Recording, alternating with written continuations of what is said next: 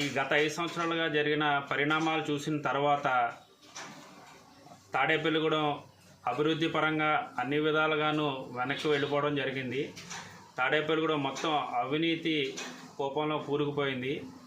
ఈ అవినీతి కూపంలోంచి బయటకు వచ్చి తాడేపల్లిగూడెం మళ్ళీ అభివృద్ధి చెందాలంటే అది ఒక మన బొలిశెట్టి శ్రీని గారు వల్లనే జరుగుతుంది అని చెప్పి నేను ఆశించి, ఆయన గతంలో మున్సిపల్ చైర్మన్గా ఆయన చేసిన అభివృద్ధి, ఆయన చేసిన పనులు అవన్నీ చూసి నేను జనసేన పార్టీకి ఆకర్షితున్నాయి. పవన్ కళ్యాణ్ గారి సిద్ధాంతాలు నచ్చి నేను ఈరోజు వైఎస్ఆర్ కాంగ్రెస్ పార్టీకి రాజీనామా చేసి జనసేన పార్టీలో జాయిన్ అవుతున్నాను.